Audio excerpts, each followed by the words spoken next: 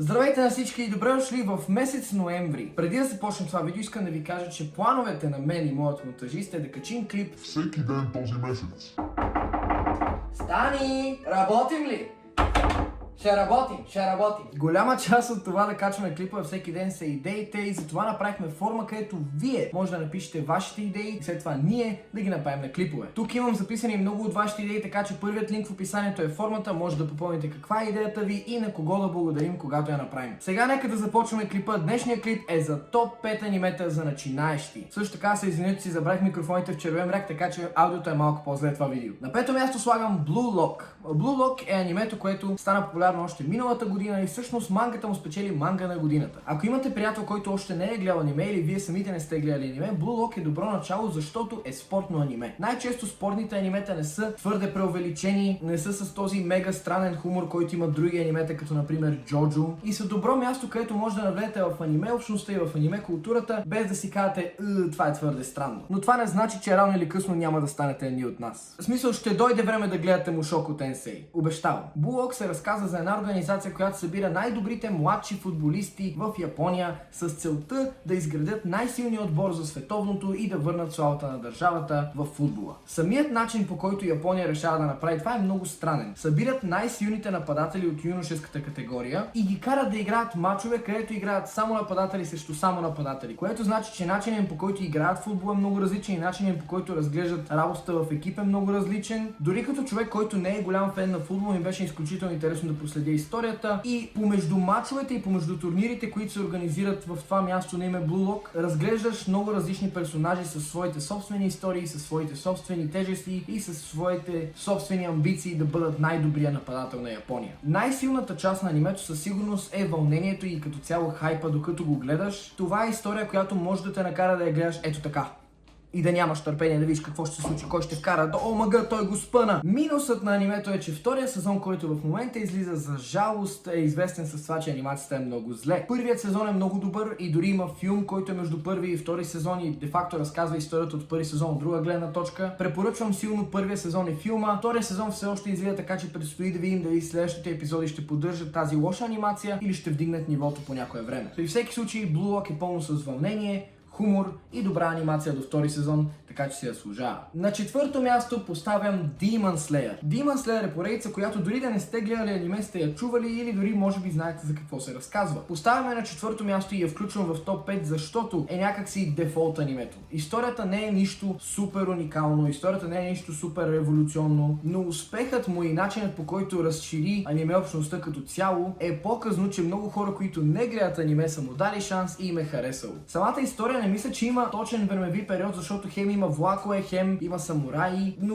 е по-скоро към феодална Япония, отколкото към модерна. Разказва се за битката между демони и ловци на демони, като главният ни герой Танжиро губи сестра си и тя се превръща в демон. Затова той тръгва на много дългото пътешествие да стане ловец на демони, да избие всичките и да намери начин да излекува сестра си, да я върне към нормално човешко съществуване. Тук с две ръце мога да кажа, че Demon Slayer има най-добрата анимация, може би от всичките 5 анимета, които ще изброим днес. Това е защото те въвеждат новия стил на анимация, където правят един цял сезон наведнъж и е с качеството на филм. Има няколко сезона вече излезли, има няколко филма излезли, някои от тях са просто сезоните сбити, други са просто отделни филми. При всеки случай имате много количество контент, което може да консумирате от Demon Slayer и всяко едно от тях е на топ качество. Тук ще дам няколко скриншота на Абакор да ви покажа за каква анимация става на въпрос. Пичовете наистина не пестят пари от бюджета си. Смятам, че е добро първо аниме за хората, които харесват фантастични истории или като цяло средновековни истории. Има емоционални моменти, както и хайп моменти. Изключително много ми харесва представянето на хаширите, които са тези висши, старши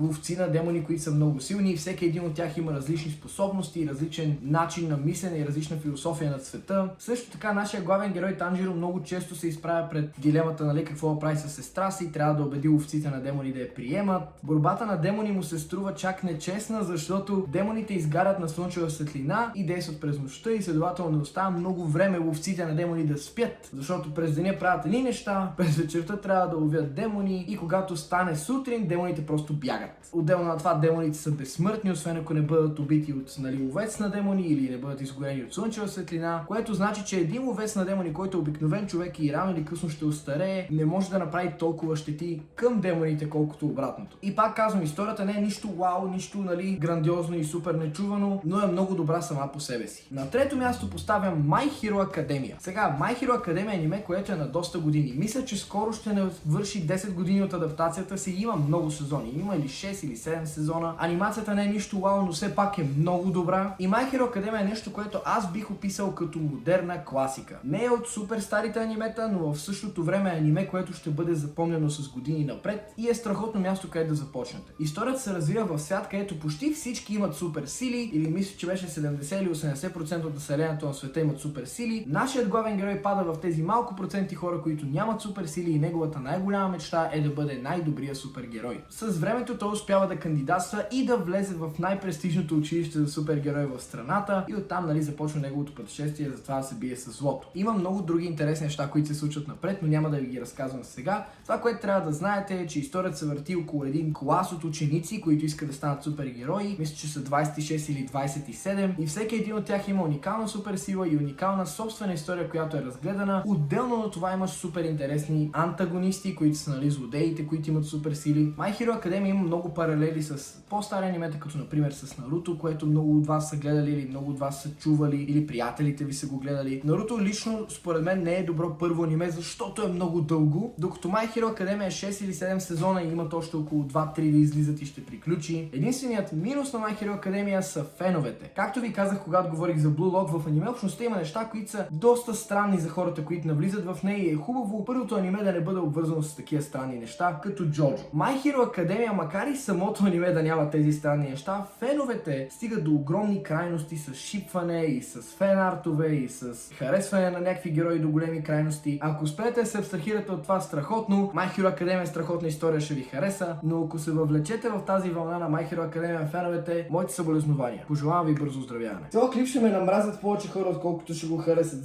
Минаваме към номер 2, а това е Death Note. Death Note е аниме, което не е толкова дълго. Мисля, че е към 50 или 60 епизода и често се повдига в разговора за най-добро аниме в историята. Има страшно много фенове, които смятат, че това е пик, най-добрата история. Макар и да не съм от тях да кажа, че е най-добрата история, мисля, че го добавих към моите 10 любими анимета. Ако искате да видите това видео, ето го тук. Но Death Note със сигурност не е за всеки. Историята е по-мрачна и ако си падате към по-сериозни и по-дълбоки истории, извън аниме общността, мисля, че Death Note е страхотно място, къде да започнете. Историята се върти около един ученик-тинейджър, който получава тетрадка от боговете на смъртта, която му позволява да убие някой на земята, стига да напише неговото име. Затова този ученик решава, че ще убива престъпници, но с времето силата и тази способност на тази тетрадка започва да го превзема и той става все по-голям психопат и все по-голям психопат. През цялата история се разглежда това как той бяга от полицията и как се бори с един друг детектив и се опитва да се надхитрят, дали ще го хванат, дали няма да го хванат. Историята е много добра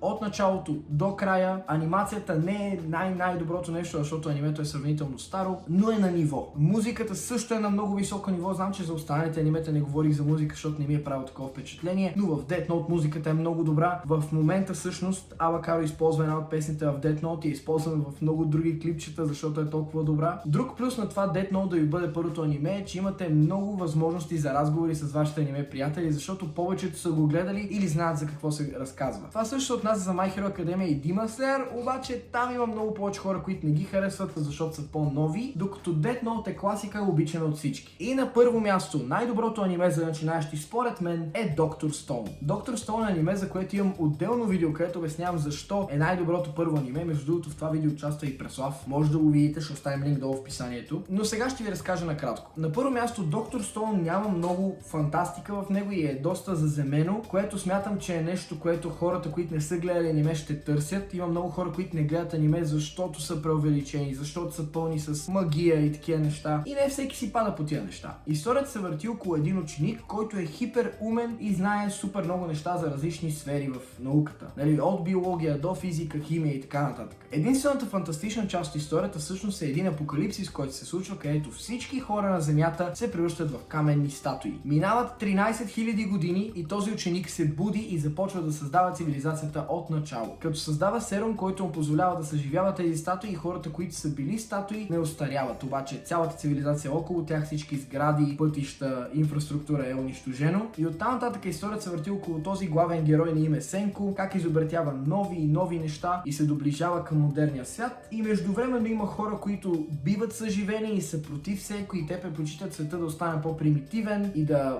бъде установен нов ред, защото смятат, че това вкаменяване на човечеството е някакво наказание от боговете. Историята е много интересна, има излезли 3 сезона, но мангата самата е приключила, което означава, че няма да е чак толкова дълго. Като човек, който е прочел цялата манга, силно ви препоръчвам да седнете да изгледате първи, втори, трети сезон, пълни са с страхотен хумор, с интересна анимация и дори ще научите нещо ново за науката, докато го гледате. Лично за мен Доктор Стоун е най-доброто първо аниме, защото смятам, че позволява на хората, които не са гледали аниме, да се потопят в историята на Доктор Стоун, без да бъдат отблъсквани от странен хумор или отблъсквани от твърде много фантазия и в същото време има този чар, който може да ги привлече към аниме културата. Много е странно да го обясня, но съм сигурен, че хората, които са го гледали, ме разбират. Напишете долу в коментарите кое аниме вие бихте препоръчали на някой, който иска да започне да гледа. Благодаря ви страшно много, че останахте до края на клипа. Благодаря и на членовете, които я подкрепят, най-вече на ето този, и ще се видим в следващото видео. Чао, чао!